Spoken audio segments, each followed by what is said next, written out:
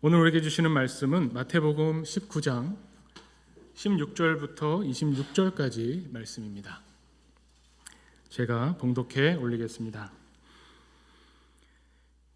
어떤 사람이 주께 와서 이르되 선생님이여 내가 무슨 선한 일을 하여야 영생을 얻으리이까? 예수께서 이르시되 어찌하여 선한 일을 내게 묻느냐? 선한 이는 오직 한 분이시니라. 내가 생명에 들어가려면 계명들을 지키라. 이르되 어느 계명이오니이까? 예수께서 이르시되 살인하지 말라, 간음하지 말라, 도둑질하지 말라, 거짓 증언하지 말라, 내 부모를 공경하라, 내 이웃을 내 자신과 같이 사랑하라 하신 것이니라.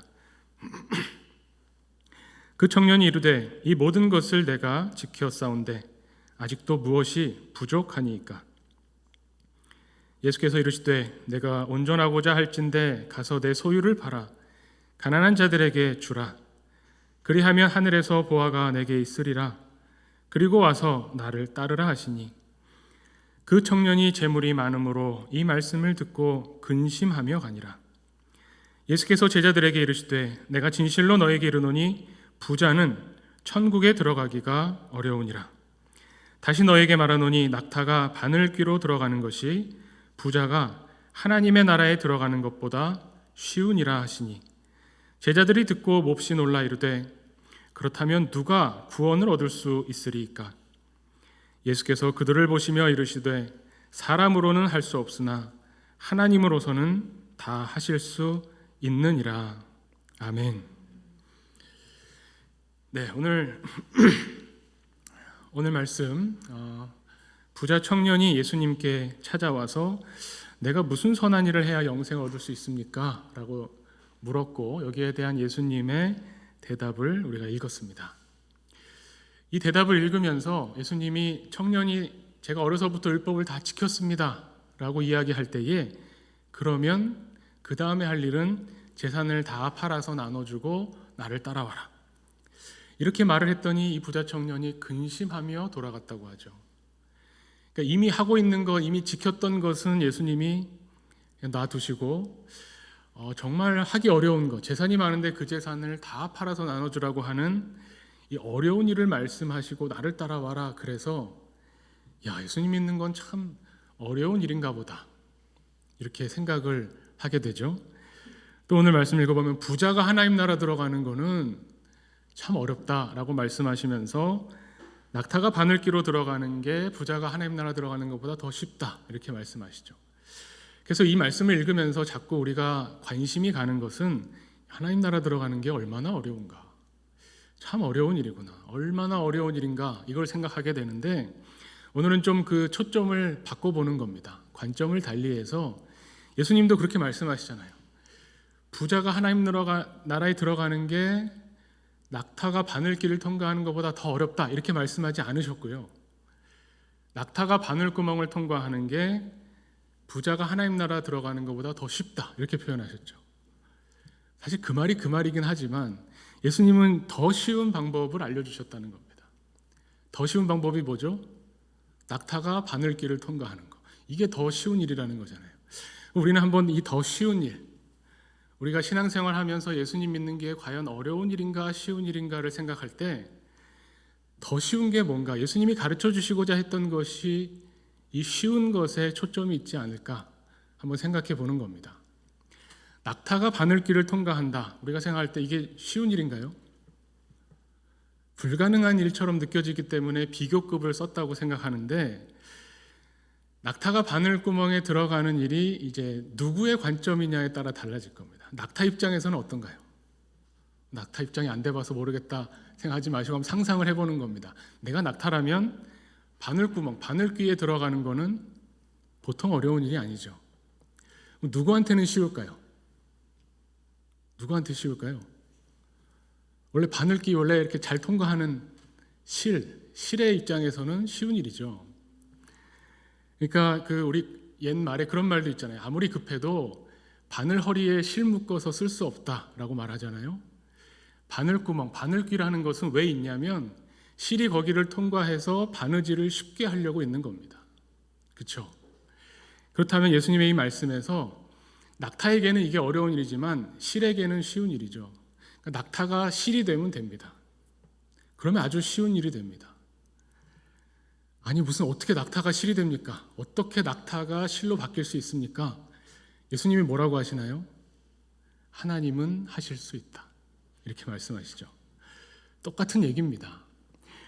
성경은 우리를 뭐라고 이야기합니까? 죄인이라고 이야기합니다. 죄인이라는 말은 하나님을 거역하는 사람이고 하나님과 원수된 사람을 죄인이라고 하죠. 근데 죄인이 어떻게 하나님 나라에 들어갑니까? 의인으로 돼서 들어가는 겁니다. 하나님 나라에는 죄인은 들어갈 수 없습니다. 의인만 들어갑니다. 그런데 죄인이 어떻게 의인이 될 수 있는가? 낙타가 실이 되는 거하고 비슷하죠. 그렇게 물어본다면 우리는 할 수 있는 말이 하나님은 하실 수 있다. 예수님이 그렇게 가르쳐 주셨거든요.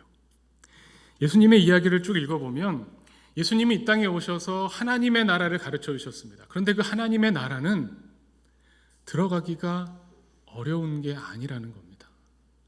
우리가 오해하고 착각하는 게 하나님 나라에 들어가려면 선하게 살아야 되고 윤리적으로 살아야 되고 남들보다 착한 일을 해야 되고 뭔가 열심히 평생 동안에 욕도 안 하고 옆에 사람들을 사랑하면서 돕고 살아야 된다라고 생각하는데 우리 죄인으로서 본성을 가진 우리에게는 쉬운 일이 아니죠. 예수님이 이 땅에 오셔서 어려운 일을 가르쳐 주시려고 하나님 나라 가는 게 얼마나 어려운지 아느냐? 나처럼 십자가를 지고 다른 사람을 위해서 죽어야 된다. 이러려고 오신 게 아니잖아요. 오늘 이야기를 읽어보면 당시의 사람들, 특히 종교 지도자들이 그렇게 가르쳤습니다. 하나님 앞에서 의롭게 여김을 받으려면 죄를 안 지어야 되는데 죄를 안 짓는다는 것은 뭐냐면 율법을 다 지키는 거다. 그런데 구약에 나온 율법이 613개가 있습니다. 612개를 잘 지키다가 하나만 어겨도 율법을 못 지킨 게 되잖아요.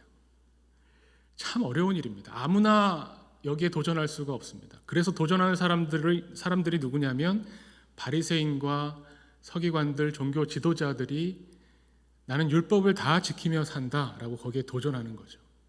그럼 보통 사람은 농사져서 밥 먹고 사는, 또 막일해서 밥 먹고 사는, 그물을 던져서 업으로 먹고 사는 사람들은 그 율법을 다 지키기가 너무나 어려운 거죠.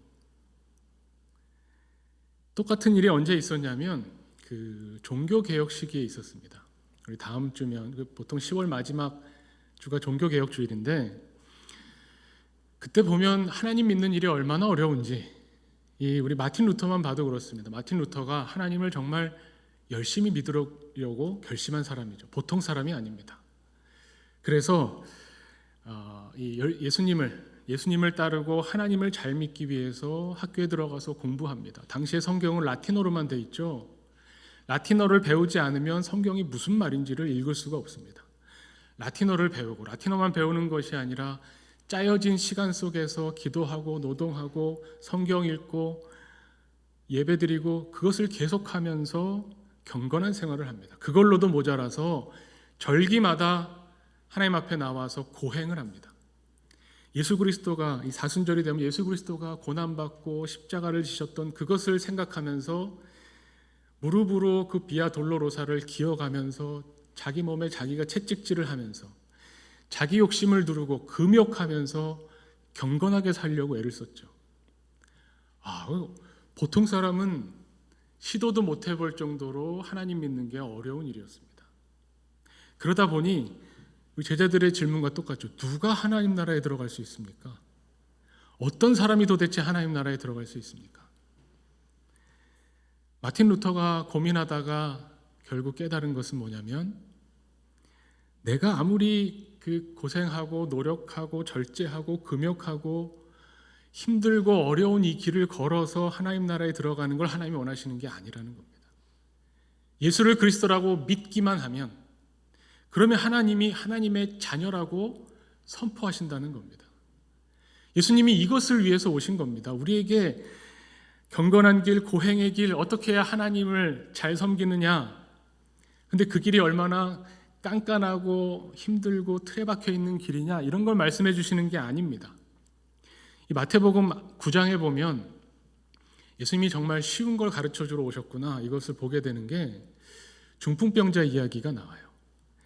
마태복음 9장에 나오는 중풍병자 이야기 아마 생각나실 겁니다. 제가 뭐 길게 말씀드리진 않겠지만 중풍병자는 이제 몸을 못 움직이잖아요. 그러니까 예수님께 나올 때 같이 하는 사람들이 지붕을 뜯어서 침상에 네 귀퉁이를 묶어서 예수님께 이렇게 내리죠.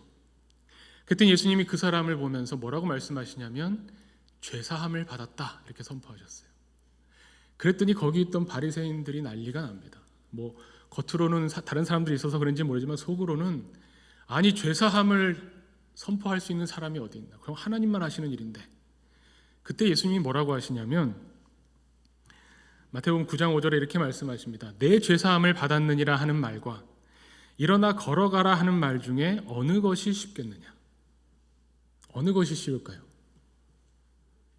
어느 것이 쉬울까요? 선뜻 대답하기 어렵습니다. 왜냐하면 이 말씀을 해석하는 것 자체가 꽤 어렵습니다.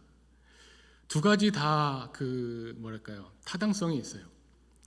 죄사함을 받았느니라는 말이 사실 누구에게 쉽냐? 예수님에게는 더 쉬운 말이기 때문에 예수님이 죄사하는 권세가 있으시잖아요. 하나님의 아들이시니까. 죄사함을 받았느니라 나는 쉬운 말을 했는데 너희가 그렇게 쉬운 말을 못 알아들으니 그럼 내가 어렵게 말해주마. 이러면서 일어나 걸어가라 했더니 중풍병자가 일어나서 걸어갔죠.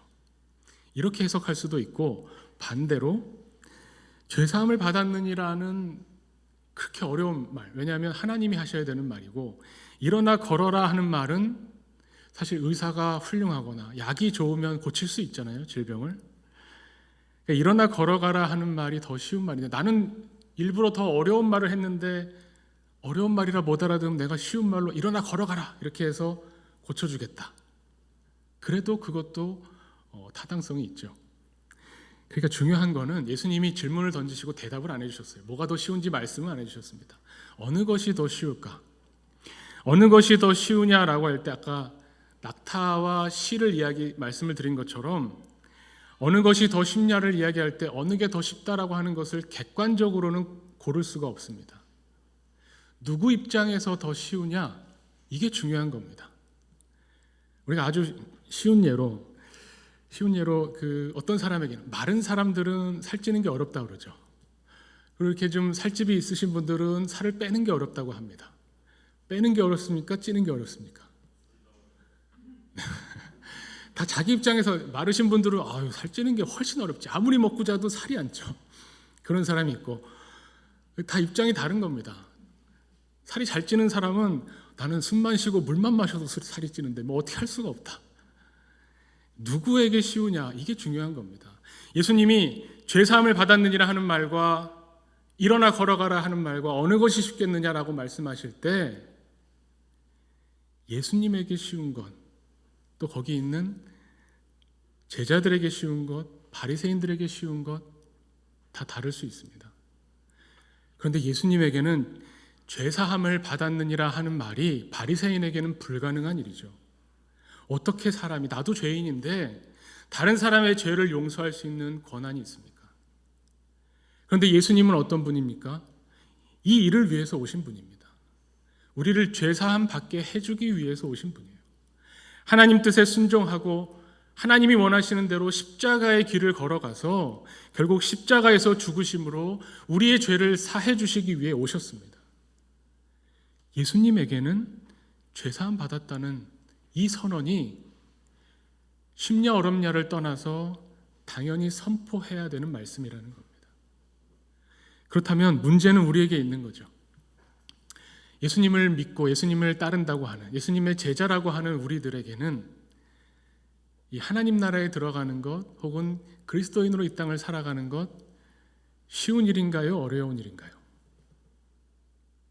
이렇게 질문해도 또 어렵습니다. 왜냐하면 왔다 갔다 하거든요. 어떤 날은 예수님 믿는 게 너무 쉬운데 뭐 예배를 드리거나 부흥회를 보거나 해서 은혜가 막 쏟아져 내리면 예수님 믿는 것만큼 좋은 일이 어딨나. 예수님 믿는 게 너무 쉽다. 그러다가 그 다음날 또 직장에 나가면 내가 진짜 예수님 믿는 사람만 아니면 내가 어떻게 할 텐데 하면서 예수님 믿는 것 때문에 내가 너무 힘들구나. 예수님 잘 믿으려니 참 세상이 나를 안 도와주는구나 하면서 예수님 믿는 게 쉬웠다가 어려웠다가 합니다. 하지만 분명한 것은 있습니다. 예수님 믿는 게 제가 쉽다라고 말씀드리는 게 아닙니다. 예수님 믿는 게 쉽다라는 기보다는 예수님을 믿는 것이 쉬운 사람이 되는 게, 그런 사람으로 사는 게 그리스도인이라는 겁니다. 그리스도인에게는 예수님 믿는 게 쉽습니다. 왜냐하면 예수님을 의지하고 예수님을 따라가면 되거든요. 예수님이 벌써 한 걸음 앞서서 우리 앞에서 이 길을 걸어가셨다는 겁니다. 우리가 뭔가 새로운 것을 개척하면서 이 세상과 싸워가면서 없던 길을 만들어내라는 게 아닙니다. 우리에게 예수님을 따른다고 하는 것은 예수님이 걸어가신 그 길을 같이 밟으며 나아가는 겁니다. 그런 사람들에게는 예수님을 따라가는 것이 어려운 일이 아니죠.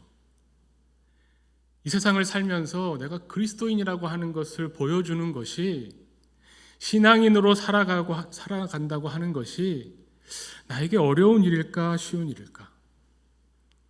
성경은 이렇게 말씀합니다. 우리가 구약에서 보면 세상이 보는 쉽다 어렵다와 우리 그리스도인들이 보는 쉽다와 어렵다가 다르다는 겁니다.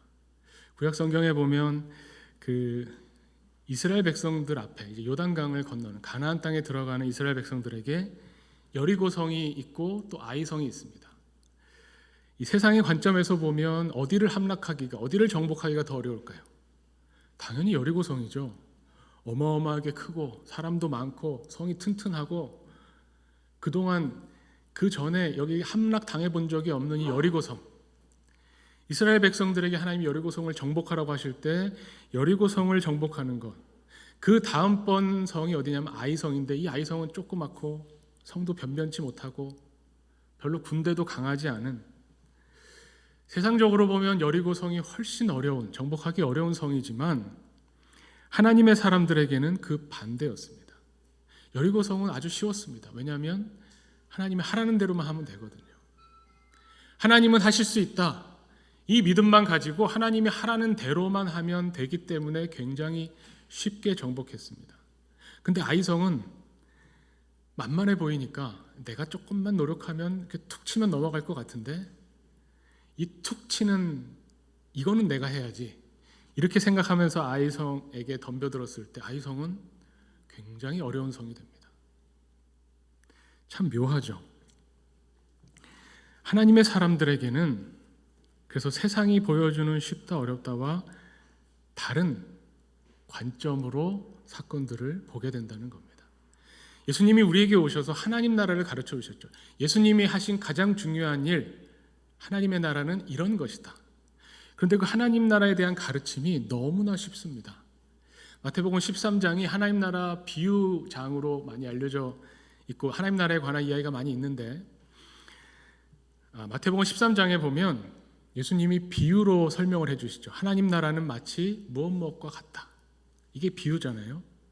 이 비유는, 예수님의 비유는 특히 일상생활에서 그냥 늘 접하던 일들, 그냥 보고 어제도 있었던 그 일을 가지고 예수님이 가르쳐 주시니까 사실은 어린아이부터 노인까지 누구나 쉽게 알아들을 수 있는 이야기입니다. 그런데 이 비유가 어떤 사람에게는 너무나 어려운 말씀이에요. 마태복음 13장 13절에 예수님이 이렇게 말씀하십니다. 내가 그들에게 비유로 말하는 것은 그들이 보아도 보지 못하며 들어도 듣지 못하며 깨닫지 못함이니라. 이사야에게 하신 말씀과 똑같죠. 그러면서 이 백성들의 마음이 완악하여져서 그 귀는 듣기에 둔하고 눈을 감았으니 이는 눈으로 보고 귀로 듣는 마음으로 깨달아 돌이켜 내게 고침을 받을까 두려워함이니라 하였느니라. 이사야에게는 이렇게 말씀하신 겁니다. 하나님의 사람에게는 쉬운 말인데 하나님의 사람이 아닌 사람들에게는 봐도 모르고 들어도 깨우치지 못한다는 거죠. 그래서 결론 16절에 그러나 너희 눈은 봄으로 너희 귀는 들음으로 복이 있도다.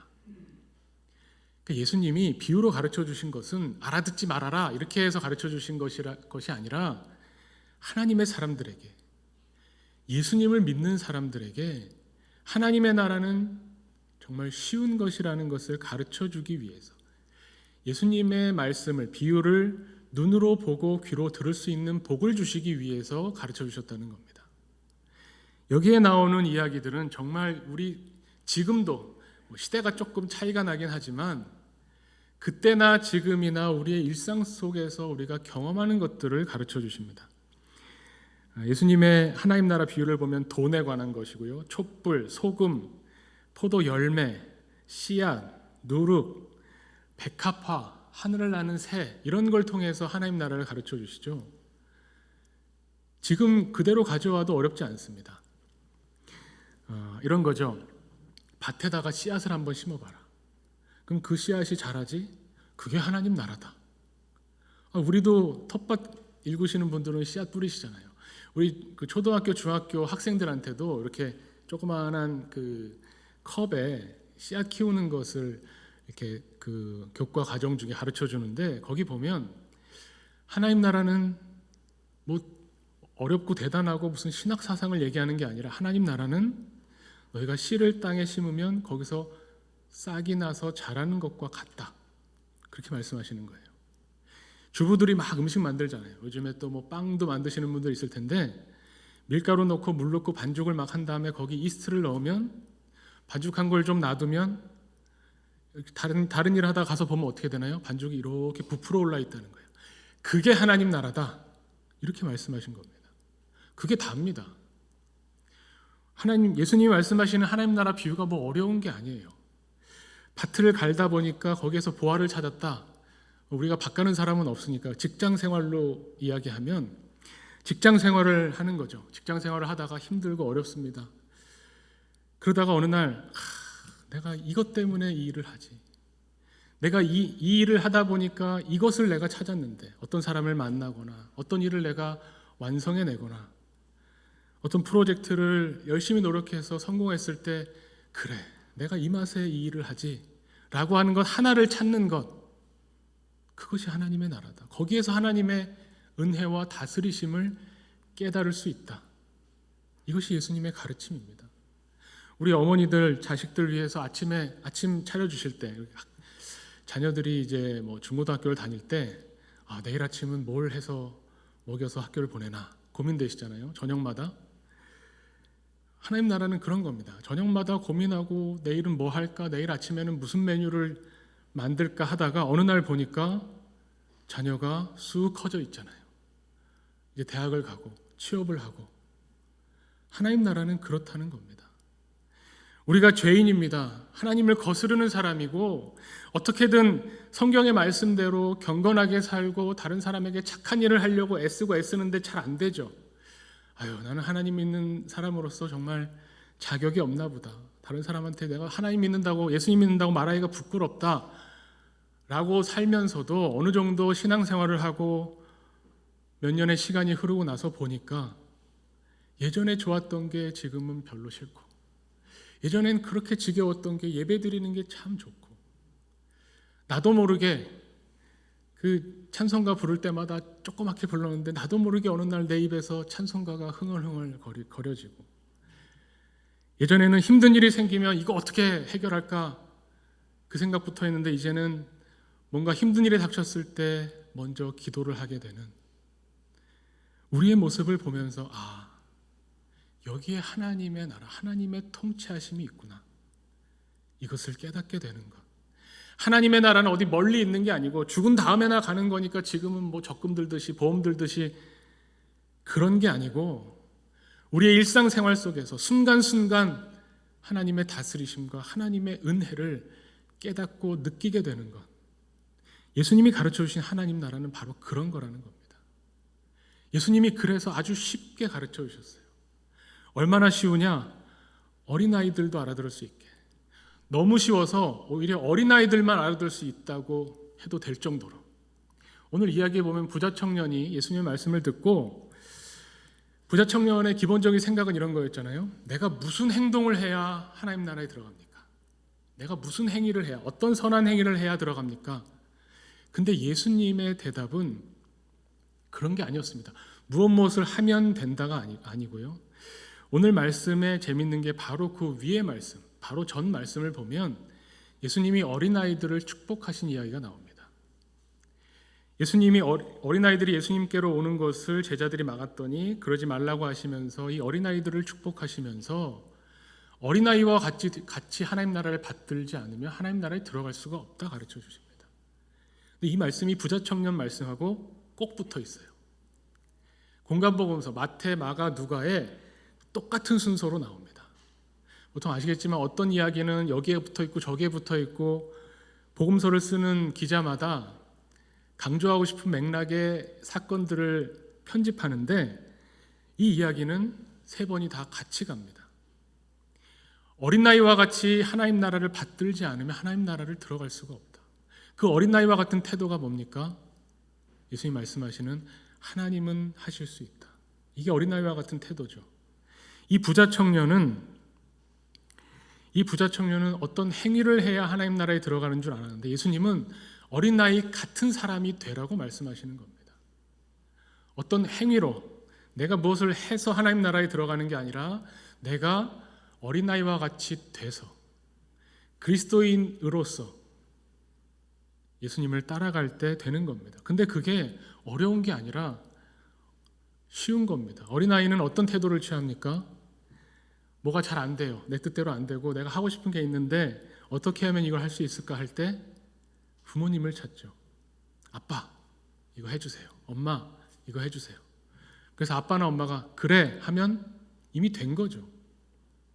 엄마 아빠는 할 수 있잖아요. 나는 못하는데 엄마 아빠는 할 수 있죠. 예수님이 딱 그 태도로 제자들을 가르쳐 주십니다. 아니 하나님 나라에 들어가는 그럼 누가 들어갈 수 있습니까? 부자가 하나님 나라에 들어가는 게 이렇게 어렵다면 저 청년처럼 율법을 다 지킨 사람이 하나님 나라에 들어가기 어렵다면 누가 들어갈 수 있습니까? 하나님은 하실 수 있다. 이것을 받아들이는 사람, 이것을 믿는 사람, 이것을 어린아이와 같이 고지고대로 하나님은 하실 수 있어. 하나님은 우리를 하나님의 자녀로 삼으실 수 있어. 하나님은 죄인인 나를 의롭게 봐주시는 분이야.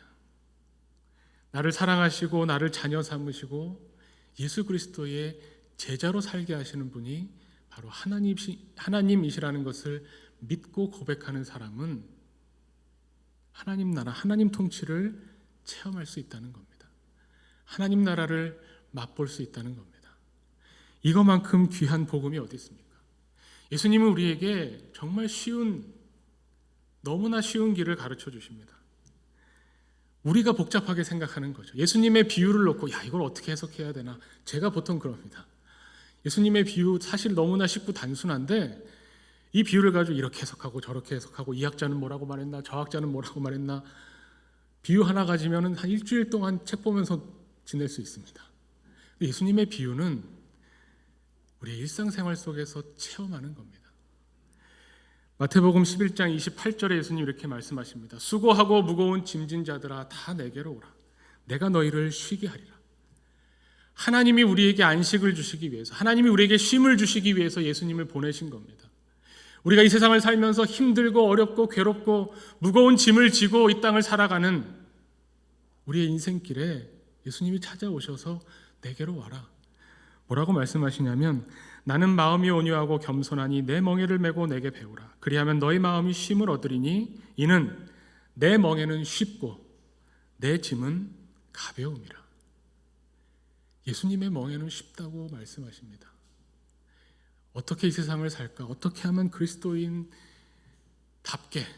다른 사람들에게 본이 되면서 선한 일을 행하면서 어떻게 하면 남을 도우면서 사랑을 베풀면서 그런데 예수님의 길은 예수님만 따라가면 예수님만 바라보고 우리의 마음이 하나님의 나라에만 집중되어 있다면 내 욕심이 먼저가 아니라 하나님의 뜻이 무엇인가를 먼저 찾는 사람이 된다면 예수님의 멍에는 정말 야 이렇게 쉽구나.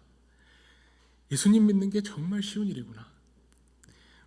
그 광고를 기억하실지 모르겠습니다. 어떤 제가 보기에 참 그 얄미운 사람 하나가 나와서 세상에서 공부하는 게 제일 쉬웠어요. 이렇게 말하는 그 프로가 있었죠. 당연하지 이런 분도 계시겠지만 우리 교우 중에 저는 그거 볼 때 야 저런 사람이 다 있어. 난 공부하는 거 되게 어렵던데. 근데 어떤 사람에게는 정말로 그 사람 아마 진심으로 말했을 겁니다. 공부하는 게 제일 쉬웠다는 거죠. 이 세상의 복잡한 걱정들, 내일 해야 할 일들, 내가 책임져야 할 사람들 그 모든 것들을 다 뒤로 하고 책을 보고 공부할 때가 쉼을 얻는 사람도 있을 겁니다. 그리스도인은 어떤 사람이냐? 예수 그리스도로 쉼을 얻는 사람입니다. 예수님을 믿는 게 제일 쉬웠어요. 자녀들 앞에서 당당하게 내가 한평생 살았더니 이 세상에서 예수님 믿는 것처럼 행복한 일이 없다. 신앙생활 하는 것처럼 쉽고 재밌고 즐거운 일이 없다. 우리 그리스도인들에게는 예수님 믿는 게 가장 쉬운 일이다. 그냥 쉬운 일이라기보다 그냥 숨 쉬는 것과 같다. 자연스럽다. 예수님 믿는 거, 예수님 어떻게 한평생 그렇게 신앙생활 하셨어요? 그럴 때 저절로 되는 거지. 마치 등산할 때 누가 뒤에서 이렇게 밀어주면 발이 이렇게 쓱 움직이는 것 같잖아요. 신앙생활을 하면서 우리 입에서 그런 고백이 나왔으면 좋겠습니다. 신앙생활을 하는 것, 예수님을 믿는 제자의 길을 걸어가는 것, 우리 그리스도인들에게는 축복의 길이고 은혜의 길이고 쉬운 길이다. 저절로 되는 길이다. 다만 우리가 예수님 안에 거하고 우리의 일상생활 순간순간 속에서 하나님의 은혜와 하나님의 손길을 눈을 열어 볼 수만 있다면, 귀를 열어서 주님의 음성을 들을 수만 있다면 이것처럼 쉬운 일이 세상에 없다.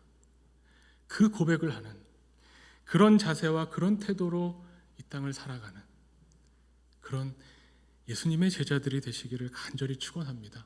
주님이 우리에게 가르쳐 주신 것입니다. 하나님의 나라는 이것과 같다.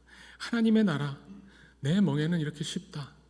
우리 함께 하나님의 나라로 가는 이 신앙의 여정을 주님의 쉬운 멍에를 메고 주님이 지어주시는 짐과 십자가를 지고 기쁨과 즐거움으로 이 길을 함께 걸어가시기를 간절히 축원합니다. 기도하겠습니다. 하나님 아버지 감사합니다. 저희들 특별히 사랑하셔서 또 이렇게 주님 앞에 예배자로 불러주시고 모아주시고 하나님을 기뻐하며 찬양할 수 있게 해주시니 참으로 감사합니다.